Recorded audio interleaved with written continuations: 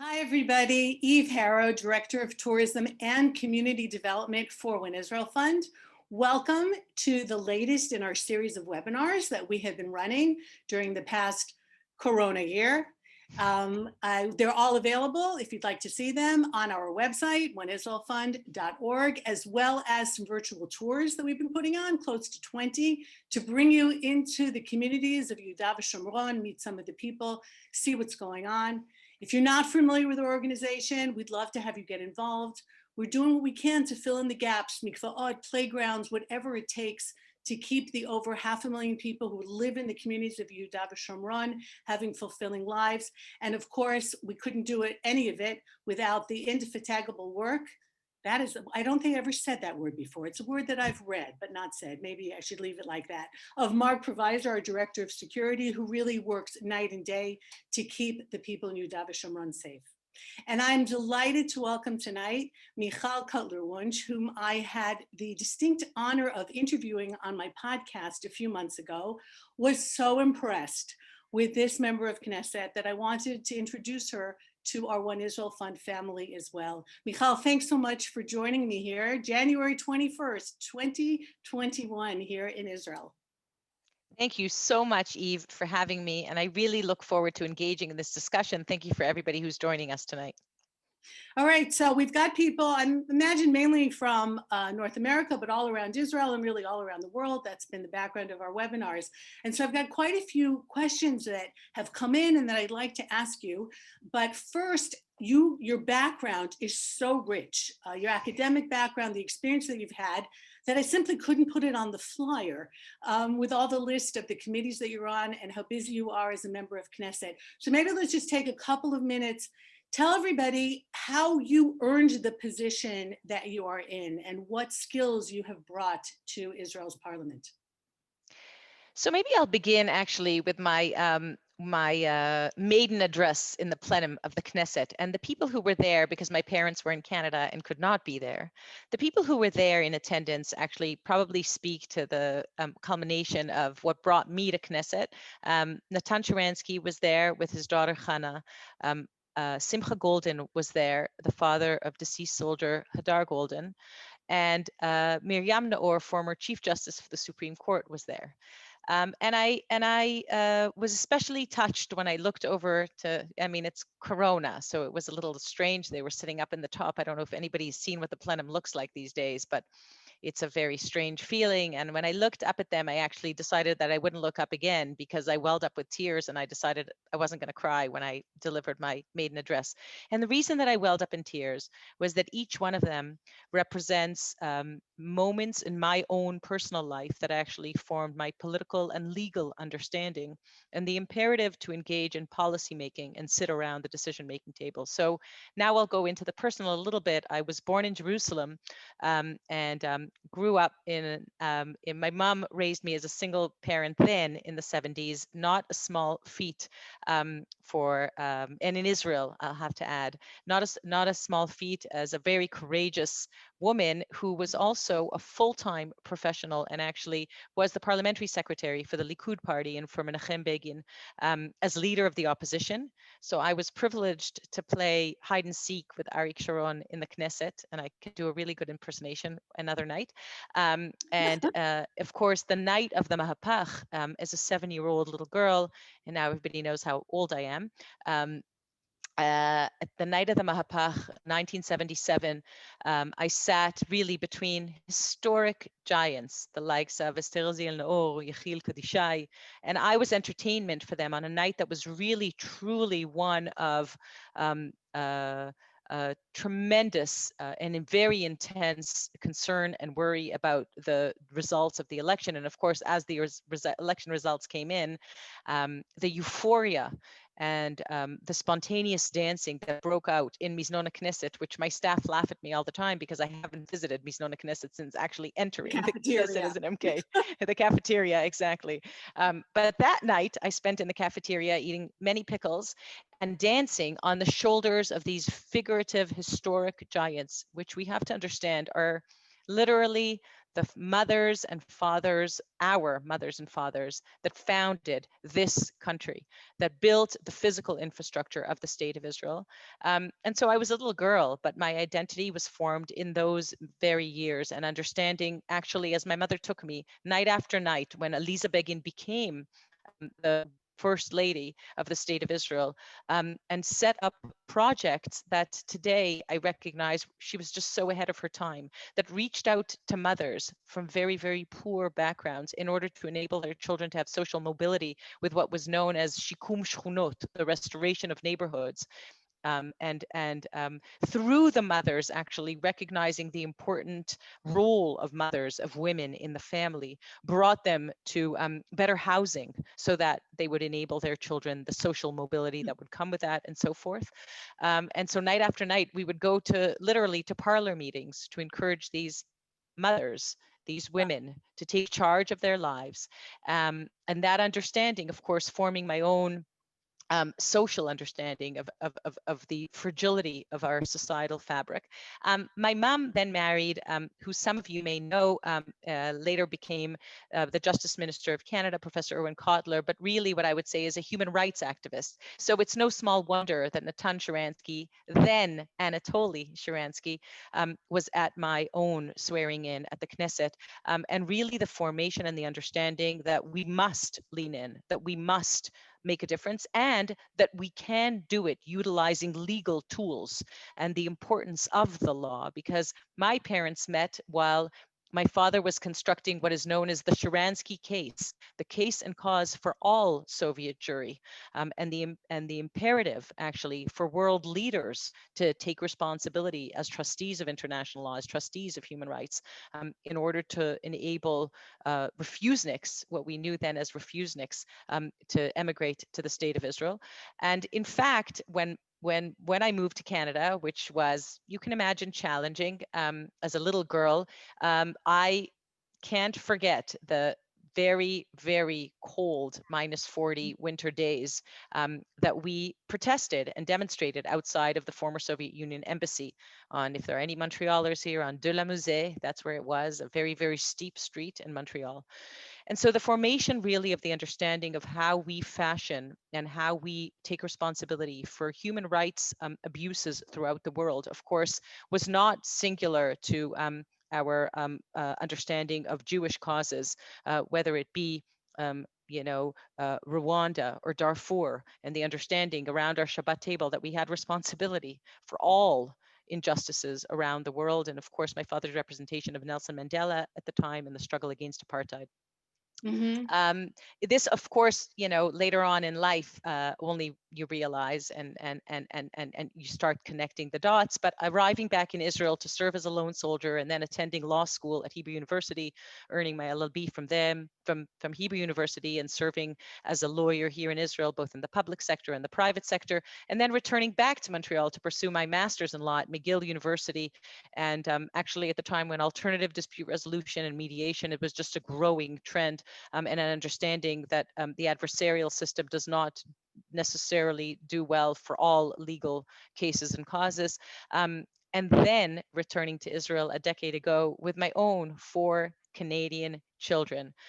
In the interim, of course, very, very deeply involved in both community service and beyond, and in the understanding of pluralism of Jewish and democratic identities and the coexistence between them through my own professional and voluntary involvements while in Canada. And so returning to Israel and becoming engaged in Israeli society and observing, after having served in the army, the huge gaps within internal Israeli society led me actually to join as a board member to Tzav Pius. Some of you may remember the organization. It was formed immediately after the assassination of Yitzhak Rabin, really to try and address this sense of growing fissures and gaps within Israeli society. And since then, including, professional legal involvements in issues and challenges that face us as Israelis, but face us as Jews as well, including pursuing my own doctoral research that actually researches the global processes of which we are actually seeing the results of. My own doctoral research is on freedom of speech on university campuses. That may ring a bell, but of course, what happened on university campuses is now happening off university campuses, and I would say on digital platforms. And the entire free speech debate that we are having, free speech versus censorship, is it speech at all? The entire debate that intersects with what we see locally and globally, that challenges, I would say, humankind in terms of the disinformation and the tremendous amount of information that is thrown at us. And very often, I would say anti-Semitism leads the path for the use and abuse of disinformation. And so in the last decade, I've been heavily involved with both legal cases in the international arena. I would be remiss if I did not mention, because if I had to pinpoint the one moment that made me realize that I have to enter the Knesset in order to affect policy, in order to challenge in order to address or challenge the paradigms that guide the state of Israel currently. It is the case and cause of the Golden family, Golden, Shaul, and two civilians as well, Aver Mengistu and Isham Sayed. Hadar Golden and Oron Shaul, for those who are not familiar with those names, are two deceased soldiers that have been held in violation, standing violation of international law for over 6 years, held by a genocidal terror organization, i.e. Hamas. And in that sense, the representation that the state of Israel must make in its rising from the docket of the accused, and the connection between the imperative to utilize, and I would say to reaffirm international law, and then utilize the language of rights in order to convey those issues to the community at large, the international community at large. And finally, I would say that the intersection between Israel's challenges in the international arena, Israel diaspora relations, which challenge us. Of course, they intersect with what I just said in the international arena as well, because we see delegitimization, demonization, and double standards of the state of Israel actually intercept Israel diaspora relations as well. And then internally, on the internal discourse within the state of Israel, within the societal challenges that we face, and how those actually intersect with the global processes that we may talk about a little bit after. So that is what brought me to Knesset and to those multiplicity of committees that indeed I have had the tremendous honor and responsibility to serve on, that have only made me or strengthened my resolve and my sense of responsibility to continue serving in order to address and perhaps challenge some of the paradigms so that we can change them and address the challenges that the state of Israel faces internally and from the outside. So as somebody who's so devoted to the law and to justice, it must be incredibly frustrating for you to, let's say, to go back to Hamas and to dealing with Gaza, where it's really not a level playing field, because we are trying to dot every I and cross every T when it comes to international law, dealing with people who are not even, they didn't allow the Red Cross in, they're not following any of even the basic standards. And just to bring an example of how frustrating it is, I know just as a simple Israeli, it must be even more frustrating if you're as a member of Knesset, some of the things that have been thrown at Israel, even just in the last week, talking about Israel being an apartheid state, and we're not vaccinating the Palestinians because people really don't understand that we don't have an obligation to do so. They're their own authority. They are responsible since the early 90s for their own health care. It's not something that Israel is supposed to do. And so we're supposed to vaccinate our enemies before our own people. And it seems like no matter what Israel does, we're going to get, people are going to be upset with us. Do you see elements of anti-Semitism there? Do you see that Israel is singled out more than any other country, is held to a higher standard than anyone else? So first of all, Eve, thank you for that question. It's a very important one, and it's come to a head in many of the committees that I sit on, including the Foreign Relations and Security Committee. And I'll tell you, until we begin to understand the tremendous, I would say, void that was created by our absence. So I don't know when the war was declared on the state of Israel, utilizing legal tools and the war on public opinion. But I can tell you that in 2001 at the Durban conference, and we may have spoken about this in our first interview, I don't remember, but in 2001 at the Durban conference, there was a war waged on the state of Israel, and we missed it. And that war, the implementation of the strategy of that war was to utilize the law in every way possible in order to undermine the very foundations of Israeli legitimacy to exist as a Jewish and democratic state. And indeed, the importance of understanding, and as I said, reaffirming international law and utilizing the language of rights, the lingua franca spoken around the world. And we have a tendency to speak the language of security. And believe you me, I understand it very well. My only comment is, the people we are speaking to do not understand the language of security. And it is our role and responsibility to make accessible the security considerations in the language of rights. We must not get lost in translation. We have that responsibility, because there is no way that when I speak to my peers around the globe, whether they be in Europe and Canada and the United States or anywhere else, that they can understand Israel's security considerations. And you are right also with your question that Hamas is a genocidal terror organization.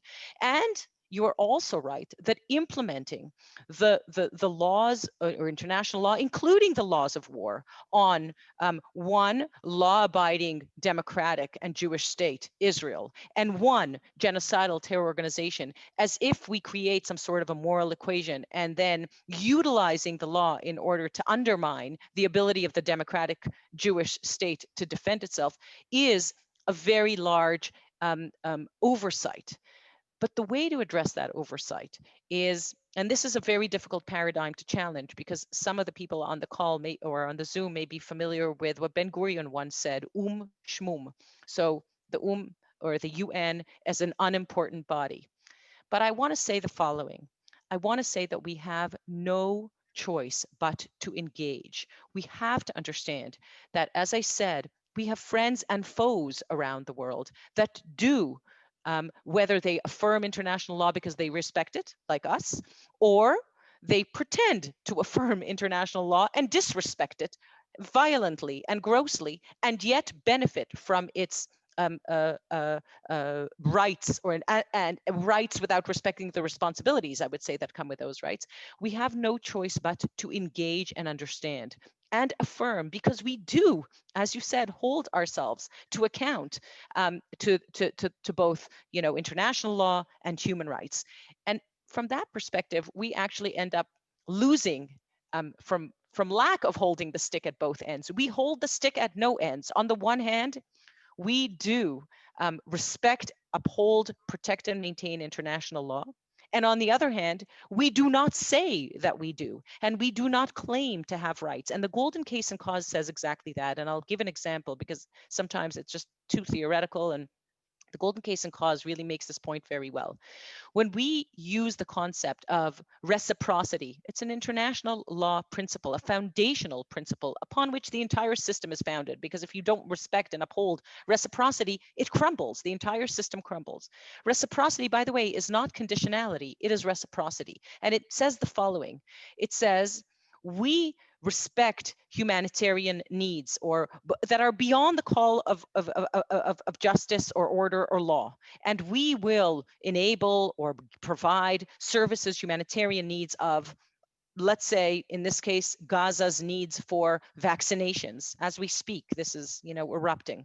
On the other hand, we too, the state of Israel, a sovereign state, a law-abiding state, has humanitarian needs.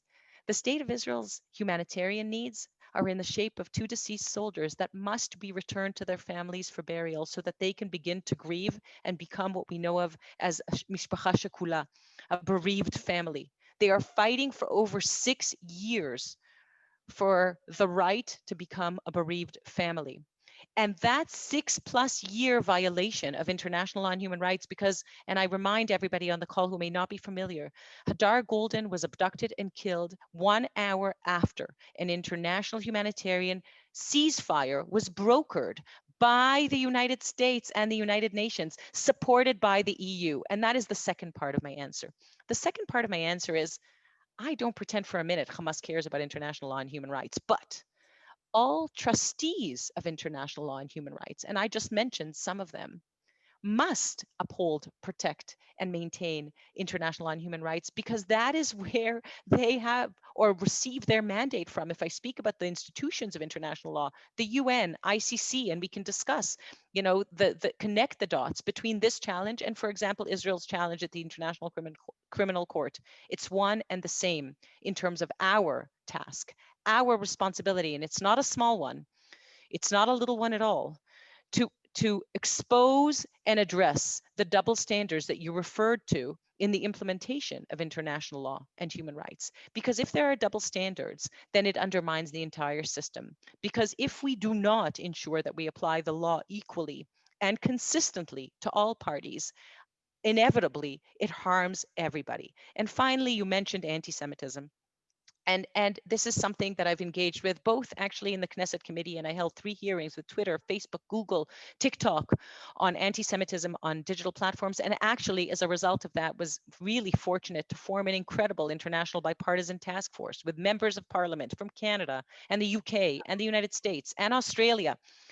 And we recognize that this is a global challenge. And it's very important that this is a bipartisan task force, recognizing the global elements and challenges of anti-Semitism, both online and, of course, their manifestations offline, because we know that the most devastating terror attack, or anti-Semitic, I shouldn't call it a terror attack, an anti-Semitic attack in the United States history was at the Tree of Life synagogue. And we know that actually that offline anti-Semitic attack was instigated online. And so the connection is now so interlinked, we cannot separate the two. But that task force has taken to task not only to address anti-Semitism, because this is not strictly a Jewish challenge or a challenge that the state of Israel has, not at all. We would be remiss if we thought that it was. Anti-Semitism is just the I would say the path that disinformation in general follows. It lights the path because it is the oldest hatred. But if you cannot combat anti-Semitism, you can combat no hatred. And actually, in those hearings in Knesset, after hearing from Twitter about the lack of transparency in policy, about the fact that Twitter's current policy actually considers the call for genocide by Iran's supreme leader saber rattling, as opposed to political statements made by politicians, the importance and the imperative to understand, and I said this in the hearings, and I will continue to say this, and maybe I say this as a lawyer, in order to address a problem, we have to define it. And lucky for us, the IRA working definition on anti-Semitism, which has been adopted by about 28 countries around the world, and by organizations, and by legislatures, and by sports organizations, and so forth. It is a very important vehicle. And the IRA working definition on anti-Semitism includes what is known as the 3 Ds: the delegitimization, the demonization, and the double standards against the state of Israel. And so you see how the interconnection between these issues that ail the entire world are actually represented by our challenges of combating anti-Semitism, and what an important contribution and responsibility we have in both highlighting and exposing the double standard, and what potential we have in reaching out and finding the friends we have across the world. And I've been very privileged in Knesset to work with parliamentarians, both formally and informally, in all kinds of capacities, as the chair of the Canada-Israel Friendship Circle, but also in parliamentarian, we have the parliaments of parliaments, the IPU and the European Parliament, and sounding our voices there. The only thing is, we have to utilize the tools, and to utilize the tools, we have to be familiar with them and affirm them and know them. And so I hope that wasn't too a long-winded answer to your question, but. No, it's incredibly important, especially because I imagine that a good number of the people listening tonight are Jews, some of whom are not living in Israel and who are suffering already from anti-Semitism, which is not, part of it is anti-Zionism, of course, it's against Israel, but much of it is aimed, if you can't wear a kippah safely on a train anymore in London, forget Belgium or some of the other countries. The problem doesn't stop there. And so what you're doing here, I think, from the Knesset is showing the leadership role that Israel plays still and always will in defending Jews, no matter where they live, as the right to be Jews, wherever they're So Jews. So first of all, that's very, very important, Eve. And I think that the importance of understanding that anti-Semitism and anti-Zionism converge, the old and the new forms of anti-Semitism. And we talk about a virus now with COVID-19 and so forth. And I want to tell you something. COVID-19 hasn't invented anything. In so many ways, it's only highlighted and magnified the challenges that we face globally, locally, probably also communally and, in our own families. But when I think about one of the first manifestations of COVID-19 in an anti-Semitic form as COVID-48, I don't know if everybody's familiar with that, and all kinds of anti-Semitic virulent manifestations of COVID-19, they actually intersect with the anti-Zionism and anti-Semitism, or the sort of the old and the new anti-Semitisms converged right around COVID-19. And we would be remiss if we ignored that and if we did not identify and realize the opportunities alongside the tremendous challenges that you speak of. You're 100% right. And I'm sure that a lot of our listeners tonight, and I have to say, my own shul in Montreal, the shul in which my kids grew up in which they really formed their own identity, in which they played and they prayed, because in that shul, it also houses the school, the elementary school that they attended, actually the elementary school that I was privileged to attend, and then they attended. That synagogue last week was defaced. The entrance was spray painted with swastikas, and a gas tank was found by the perpetrator very close by, and very possibly could have been much, much worse than the defacement of the building. But I want to say for everybody listening, the understanding that in Montreal, at the Shar Shemaim synagogue, I believe possibly the most ancient synagogue in Montreal, maybe even in the rest of Canada, where Leonard Cohen stood by his grandfather and was inspired to the words of Hallelujah and ultimately to his last song, Hineni. I didn't know that. That synagogue was defaced. And that is a moment that we should all pause on and reflect, not because of the personal sense of loss, which of course I feel and many of us feel, but because of what it means to the world and for the world, that can happen in 2021. And the challenges that we have and that we have to face together are ones that I believe the state of Israel has to take a leadership role in. I think that really it's time, in the miracle that is the 72-year-old state of Israel, that we own what I call ribonut da'atit, the sovereignty of our consciousness, and understand that we have a role not only to be the voice for Jews around the world, but for Judaism around the world. And for many years, we shared that responsibility, Israel and diaspora. The tables have turned. Israel has a greater responsibility now. We are able and responsible for doing exactly that and taking a greater leadership role in the engagement with diaspora, in being that beacon for Jews around the world and representing what it is that they need from us today. Without necessarily naming names, do you think your fellow parliamentarians in the Knesset understand this? And I'm not even talking about within your own party or right and left or religious or not religious, because one of the things that I've noticed knowing members of Knesset and being there over the years is that most of the work that gets done in that building has nothing to do really with what party you're from. The committees are a variety from all parties. People work very, very hard on whatever it is that they're in there for. And there's a tremendous amount of cooperation, no matter how you got in and what party you got in. Obviously, on more political things, it'll break down. But on much of the work that's done on the day-to-day, there's a tremendous understanding of what needs to be done.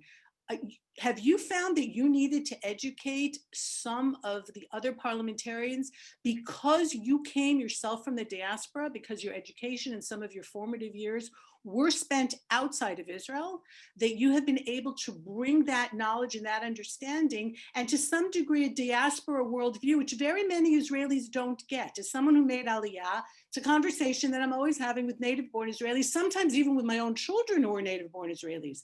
It's a different way of looking looking at things. And you are really from both sides of the pond.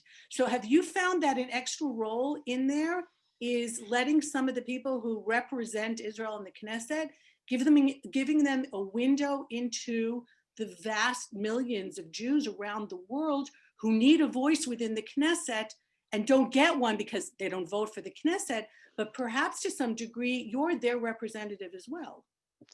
So thank you, Eve, for that question. I think it's possibly one of the most important realizations that I've had over the last 7 months that I've been in Knesset, and that is the tremendous responsibility that we have. We is Olim from all over the world, and it doesn't matter how long we've been here, because you've just hit it right on the head. We have perspectives, we have understandings, we have multiple identities that we bring with us, and even the understanding of what a seasoned democracy looks like, what good governance is. When I speak of good governance and transparency and long-term holistic policies, everybody on this call understands me. And you referred to the committee work, which I'll come back to a little bit later, and you're 100% right that so much important work is done at the committee level. But one of the most important things that I've done in my 7 months in Knesset, including in my capacity, and the spokesperson actually of the Knesset appointed me to be the point person on all matters related to the ICC. And I chair the Israel Diaspora Subcommittee and bringing in the voices of diaspora into the Knesset. And I created, as I said, those 3 hearings in the Knesset regarding anti-Semitism on digital platforms. It was the first time that that was heard in Knesset around the committee tables with all of the relevant ministry representatives that were there, because that is the tremendous power of the committee, is that we invite and they appear. That is what a hearing is like. And of course, a hearing that I held at the subcommittee on Israel Diaspora Relations, actually bringing in many out of the 40, I think 33 out of the 40 JNS top 40 influencers for the year in combating for or in fighting for Israel's standing in the international arena, bringing those voices into Knesset. And so, yes, that has definitely been a very large part of my commitment and my sense of responsibility in Knesset. And I want to speak to the Olim that are on the call and to our friends in the diaspora to say the following. It is imperative that we lean in. And when I say lean in, Olim and Diaspora Jury has actually made such an incredible contribution, as we all know, to the state of Israel in every realm of our development, be it entrepreneurship or the business sector, medicine or education, every single sector we touch. The non-for-profit sector, the third sector, what's known as in Israel, every single place that we touch, we see the contribution. And by the way, we're all Olim. At the end of the day, my Saba was an Oleh from Iraq, and my children are Olim from Canada. But at the end of the day, what we haven't done yet in the miracle that is the state of Israel is to understand the important input of these voices in the political arena, in the public political arena, not for the sake of sectorial representation, because Olim, they do have, by the way, and we can talk about that as well in some of my committee work, they do have additional challenges that possibly other Israelis, native-born Israelis, do not have.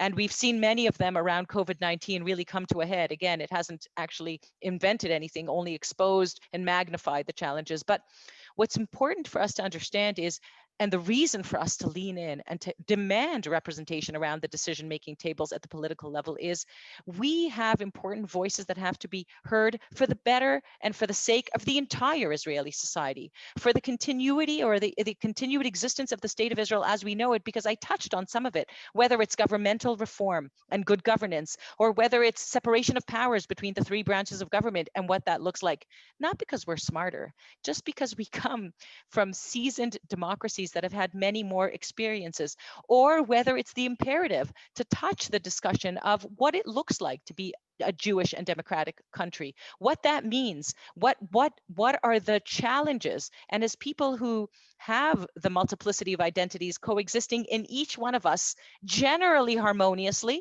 sometimes in disharmony, and we know how to resolve that too, and that's not less important, we have a tremendously important role. And I often say, our founding mothers and fathers laid down the physical infrastructure for this country. Many of them were Olim, by the way. It is our turn. It is our watch for our children and for our grandchildren, for our grandparents and for our parents. It is our watch to create the second tier, the spiritual infrastructure of the miracle that is the state of Israel. And that is not because we're there's so much to be proud of, and I often have to just make sure that people understand there is so much we can be proud of, but we are a work in progress. And I remind people as a Canadian that at 72, Canada still had residential schools. We are really, really have done tremendously well. And considering the challenges that the state of Israel, I know that the state of Israel has, of course, I am fully aware of them, except that at 72, it's time to take responsibility and say, I'm only 72, but I'm already 72. And it's time to stop putting out fires and putting on Band-Aids, and time to start leading with good governance, with transparency, with long-term holistic policies applied equally and consistently to all. And I could say that about absolutely everything. I could say that about crime in the Arab sector. I could say that about COVID-19 and the implementation and the need to implement the policy which we have to make available to everybody, which must be transparent, which must be holistic, and which must be implemented to everybody equally and consistently. I could say that about every topic that we raise here tonight, even as chair of the use of drugs and alcohol. That committee has exposed me to some of the most, I'd say, deep-seated challenges of Israeli reality. I can touch upon them, and you talked about the importance of people knowing that the committee work is instrumental in getting things done. It transcends political divide or any other kind of divide. I can tell you that every Sunday when I toured around with my peers on my committee, from the Joint Arab List to Shas to the Yadut Torah, that's who toured the country with me, because the challenges, of course, of drug and alcohol and all addictions, use and abuse, whether it's substance abuse or addictive behaviors, they challenge all of our demographies. They challenge all of us. In a reality where 1 in 10 Israelis is addicted to something, in a reality where we know what's plaguing America today is actually the addictions to prescription drugs, we have to contend with those challenges together, and they ail us together, and they expose the huge gaps that exist in interministerial collaboration, in the ability to collect data, which then informs policy, and the policy which then informs the data collection that's necessary. And what I would say is we're at a transitional historic moment, and we need to take responsibility in order to ensure Israel's thriving success for the next 72 years. So it's impossible to get away from the fact that we are at January 21st, and that yesterday there was an inauguration in the United States. There's a new administration. Some Israelis are happy about it, some are not. A lot of the last administration, in terms of moving the embassy, did a lot of things that many Israelis were happy with. What are your thoughts about the Biden-Harris administration? Do you think it's going to go back to the Obama years, where pretty much across the board the Israelis did not very much enjoy? Or perhaps the Democrats have learned some of the mistakes that were made during that administration and are more amenable to seeing things eye to eye with Israel?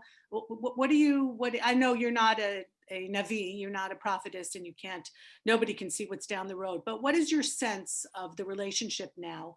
And Israel, of course, also going into election season and very much busy with that. What are your thoughts, or maybe hopes or concerns for the coming years? So I'll say the following.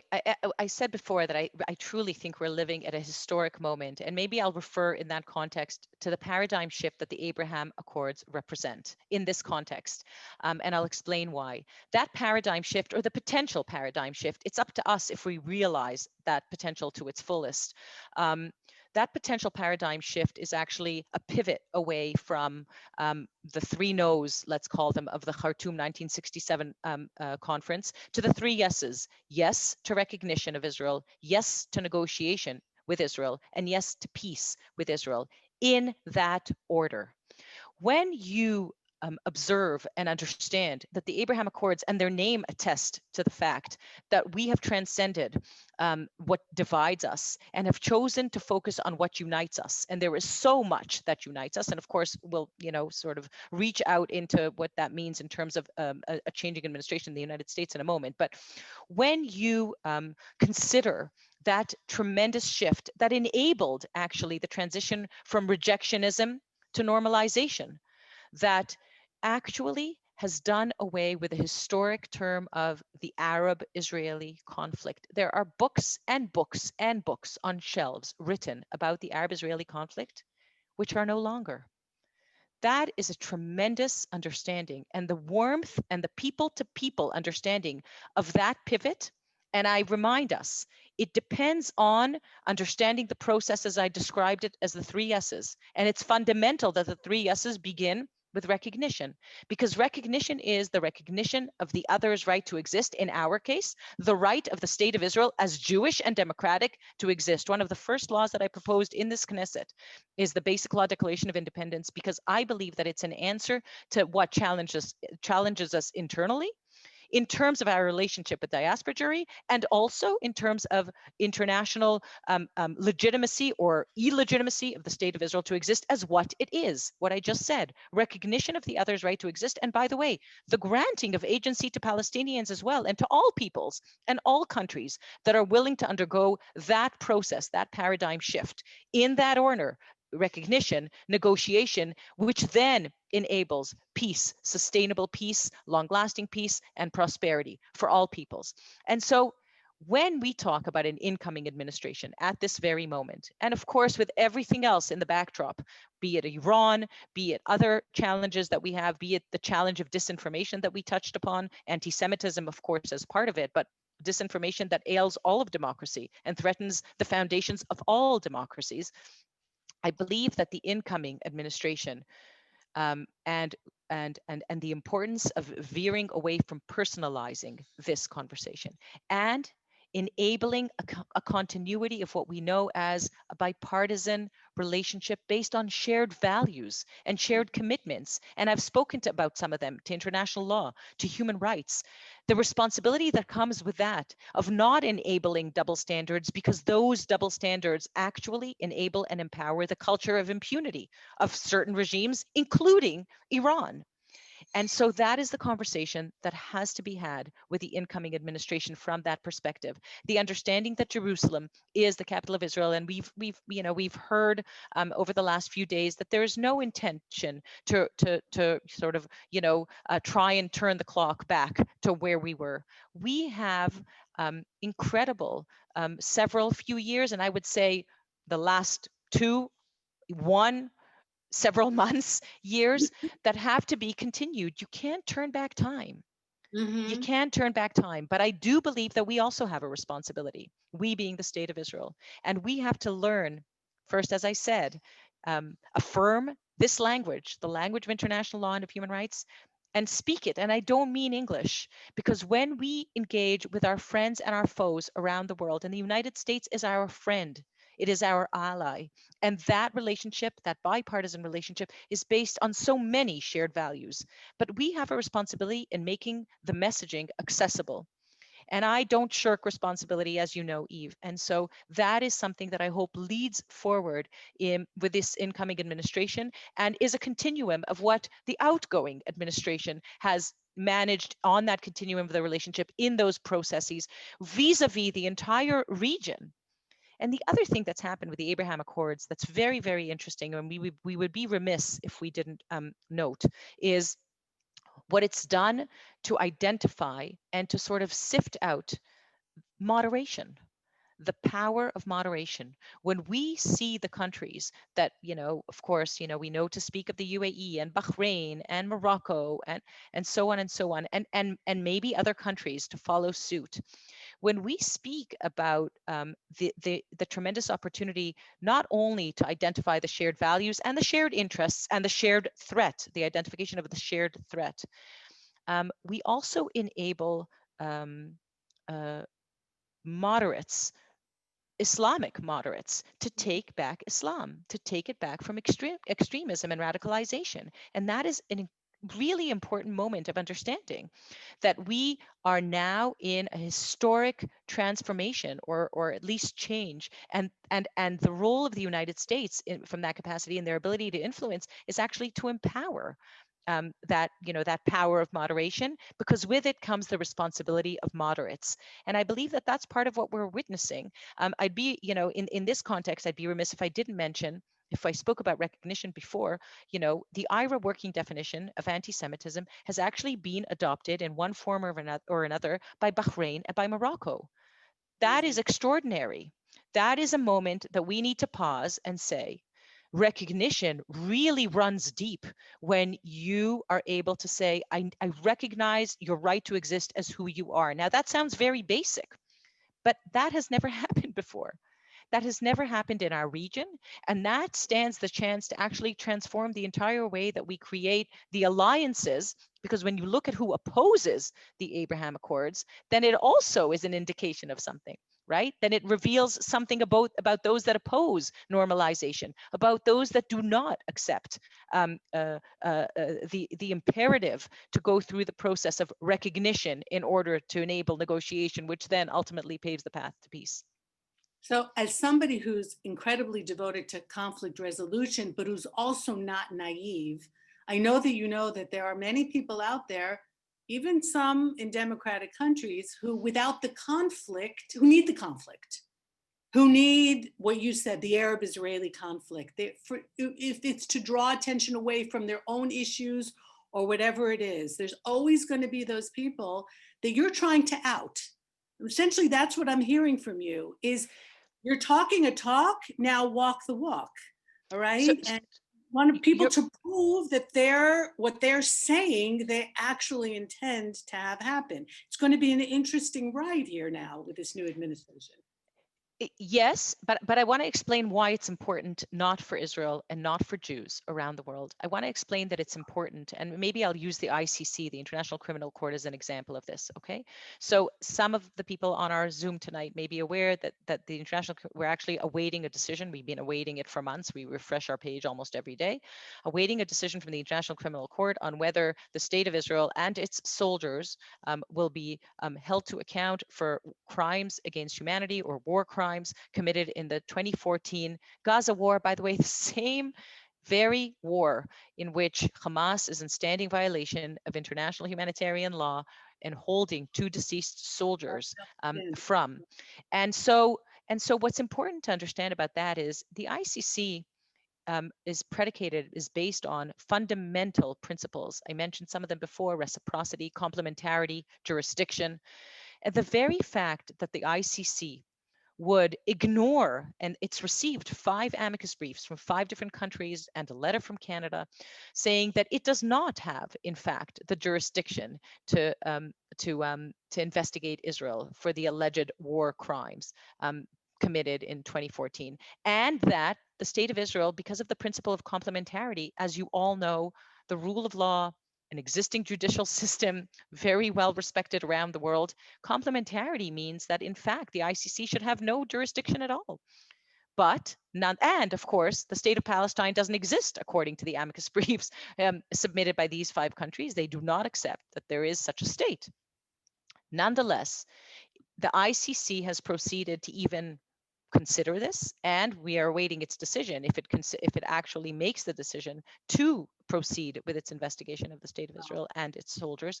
This is not a problem for the state of Israel and for those soldiers that are implicated. This is actually an issue for all trustees of international law and human rights. First and foremost, for the countries that are state parties to the ICC, to the Rome Statute. First and foremost, to the countries that submitted these amicus briefs and are about to be ignored, because the mandate of the court actually is drawn from international law and from the principles of international law, which it will be trampling. And so you cannot enable double standards and get away from collapsing the entire system. You just cannot. And at the end of the day, you who knows the law inside and out to be able to say there's more than one naked emperor in the room right now.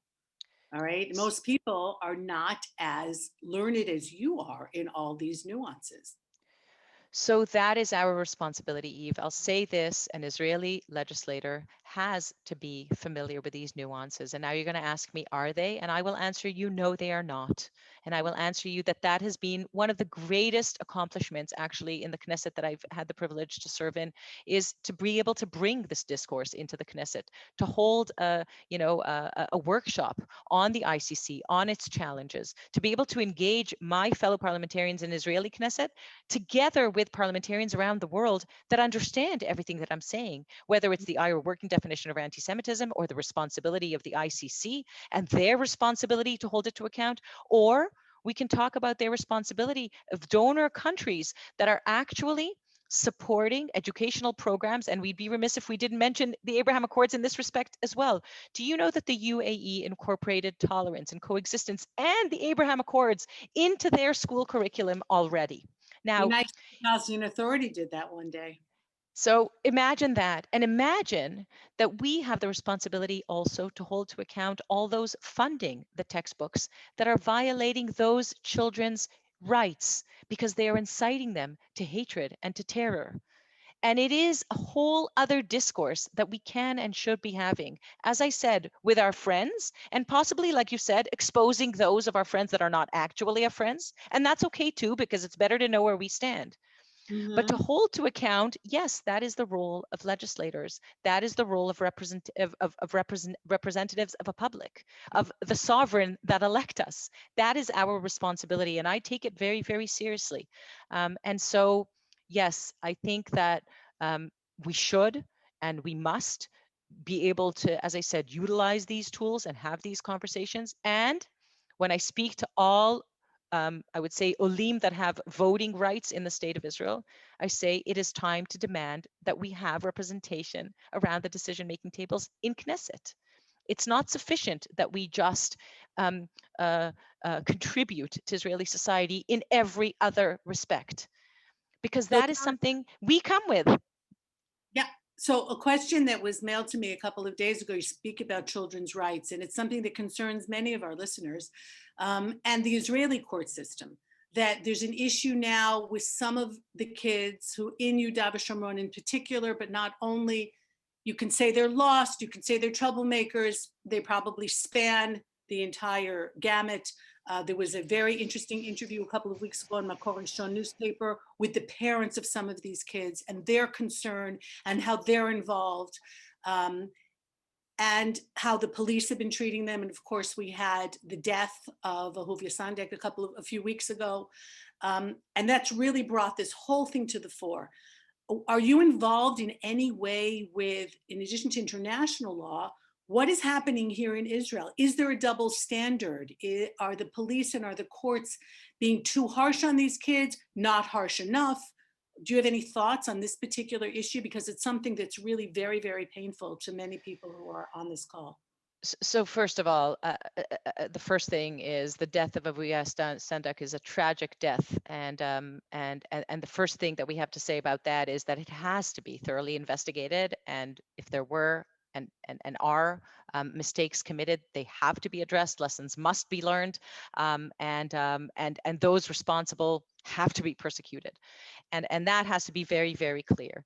I want to say something about this, and I touched upon it when I talked about my own committee that I'm chair of, the Drug and Alcohol Abuse Committee. But this is actually where I say the state of Israel has tremendous responsibility to begin taking responsibility, right?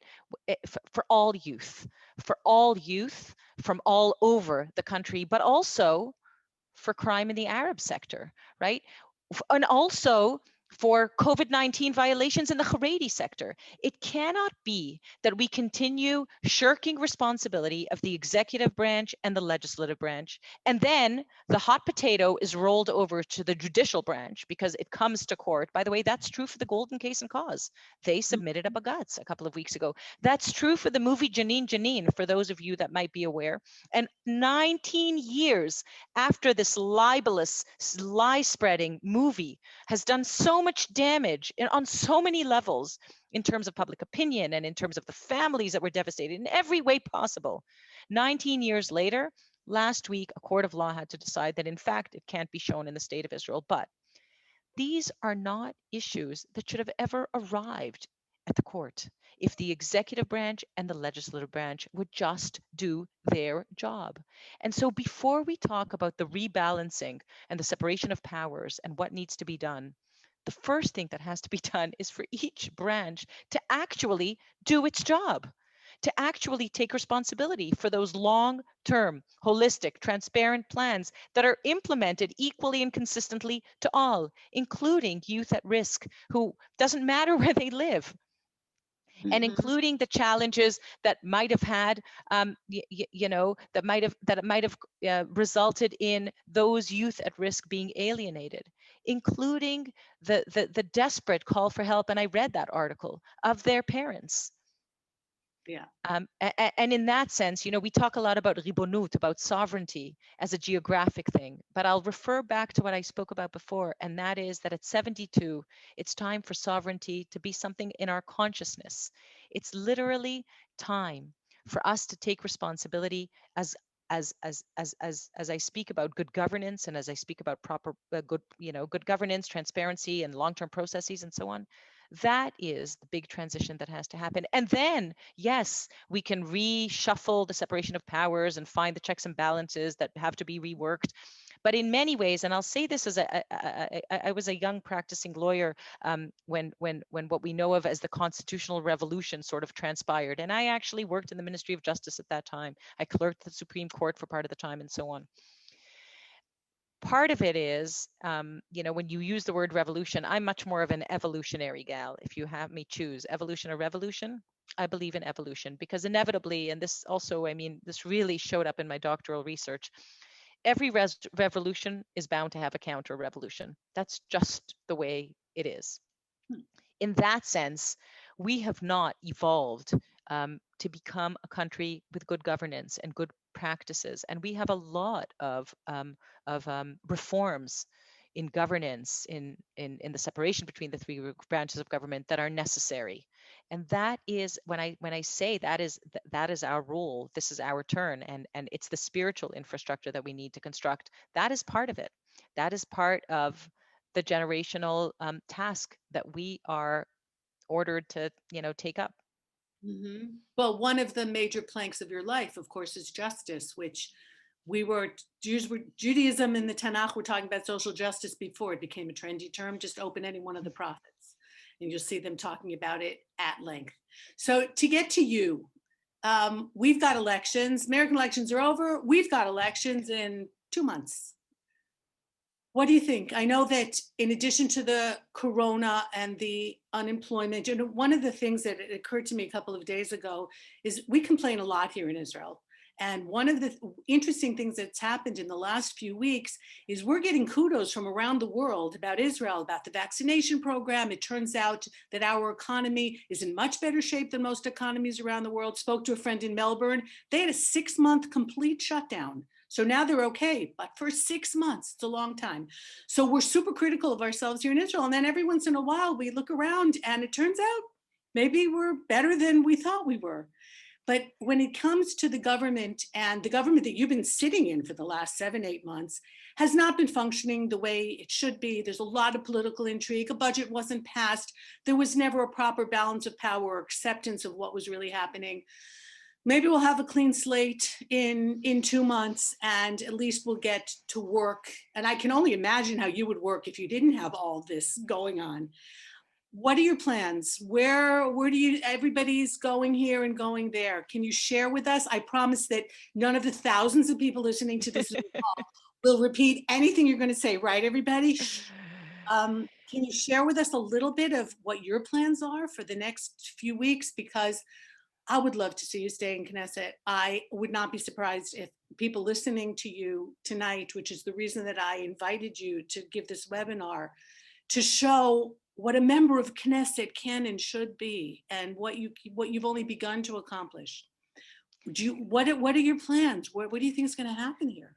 So first of all, thank you, Eve. I've announced that I will not be running with blue and white in the next election. I, announced that publicly when I made that decision. I also announced that a little bit before that, that the dysfunctionality of the government, the responsibility that led me to supporting the formation of a unity government, that very same responsibility in view of the dysfunctionality actually led me to believe that as bad an option as elections are at this time, a dysfunctional government is much, much worse. And you referred to some of it, the inability to pass a budget, the inability to advance legislation. I can tell you about some of my own legislation that is really singularly important, and none of it has been able to advance. So we can't continue, pretending that there's a functioning government. In that sense, yes, we are headed to elections.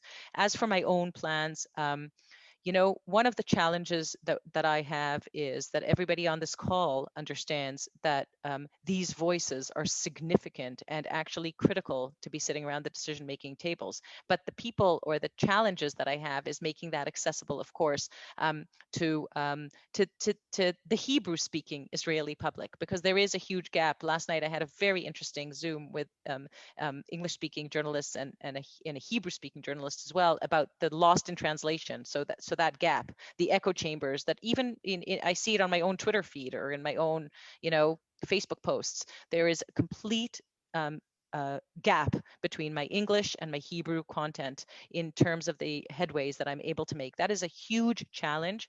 I am committed to be that, and I call it the voice of Olim, despite how many years we've been here. And by the way, it's also true for children of Olim, because it's something about the multiplicity of identities that we bring with us, the expectation and the understanding of everything that we've spoken about, good governance and the way that a country must conduct itself, and also the love with which we want to fix and correct this country. And that is not to be taken for granted. It's the word Zionism, right? It's the Z word.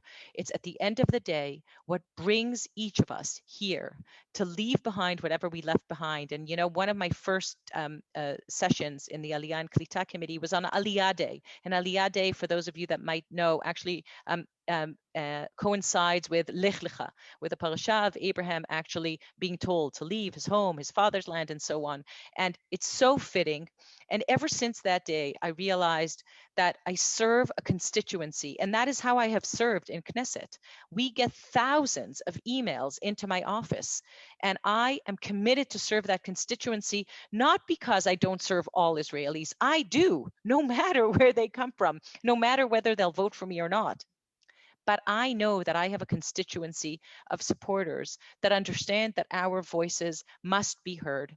And I very much hope that I will find within the next 2 weeks, as you said, there's not much time left, a party that recognizes that I have to sound this voice, because I represent a complete constituency that is demanding to lean in, that is demanding to sit around the decision-making tables, and that is a party from which I will be able to advance the issues that we are committed to for the best of the entire Israeli society, for the best of Israel diaspora relations, for the best of Israel standing in the international arena. It's not that I'm serving some sectorial segment in society, not at all. It's that I'm sounding the voices of Olim from all over the world, including, by the way, I'm the caucus chair of Ethiopians in Israel. And whenever I say that, people ask me who my co-chair is, expecting me to say that one of the Ethiopian MKs is my co-chair. And it is my caucus. It is one of the proudest things that I do in this Knesset. The imperative to bring thousands in waiting in Gondar and in Addis, many of them for over 10 years, and to implement a government decision. When I talk about good governance, it's another very important example. A government decision already taken in 2015, and still we have thousands awaiting with heartbreak and unacceptable human stories and humanitarian crises that we are causing. That is unacceptable. So those are the voices that I'm committed to sounding for Olim from all over the world, because our contribution is so important for the state of Israel. And I will, God willing, find myself in a party that recognizes the value and enables me to advance these issues and sound this voice around all the tables that I sit around at all the committees and in all the decision-making junctions. And I will let you know, Eve, and we can have another webinar once I make that decision. What I do want to say is I am committed to continue serving and representing this voice in every way that I can. And I very much hope that it'll be in Knesset. As do I. And I want to thank you so much. There were many different questions that came in on all kinds of different topics, and we could have spoken to you for hours. I will forward you the questions. People, you can write to me, eve@oneisraelfund.org, and I promise you that they will get to Michal. And from what you've heard, you can be sure that you will get an answer, and you will get an honest answer. And some were quite personal. People who are trying to get back into Israel, who were studying here, had to leave the country, and now can't get back in because of some of the restrictions, understandable, that were put out, but they very much want to come back. Maybe we'll talk about that for just a minute, Eve, because if there are a lot of people concerned about that, I just want to say in the Aliyah and Klita Committee, that has been one of the largest uphill battles to demand, again, another example, a holistic, transparent policy for all Olim, recognizing that Dafka, of all times at this time, the tremendous emotional challenge of being away, of not seeing a parent or a child since March, demands a transparent and holistic policy. I was able, and I say this, I say this on one hand with tremendous a sense of satisfaction, but with great disappointment of myself that I wasn't able to do more. I was able to extend the criteria to lone soldiers and Bnot Shirut and Olim who had babies in Israel since the beginning of COVID-19 and whose parents were able to be here for the births. Of course, all subject to the health ministry's guidelines, but what I was not able to do, and I was actually this close before the Knesset dispersed, is to create a holistic policy for all Olim who have first degree family members who need to come here, and to create the possibility of understanding under the guidelines of the health ministry, of course, without jeopardizing public health, of being able to receive those visitations. Of course, there are the issues of students that are abroad.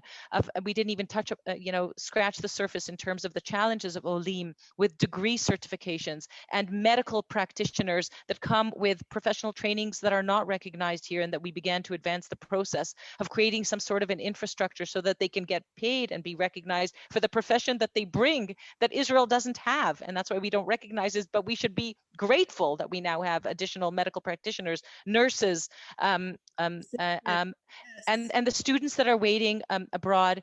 I'll say the following: there are going to be, and at the moment everything is on hold because we are at such a tremendous state of emergency in terms of the lockdown.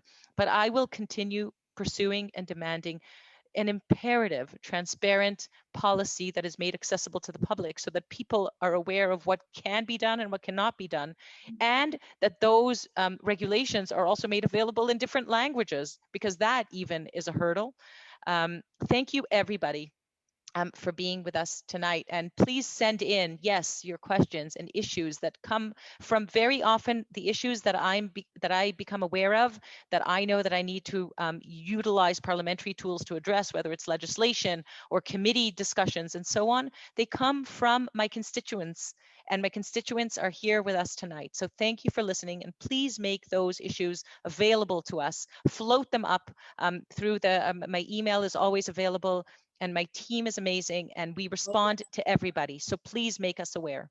And thank you for being a young woman with a very old-fashioned sense of what it is to be a public servant.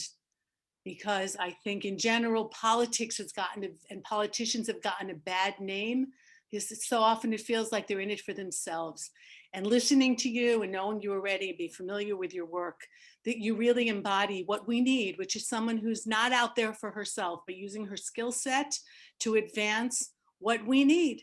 And it's just so refreshing, both as a mother, I want to say, and I know you've got 4 kids who are home from school and you're still dealing with all of that. 2 are soldiers already.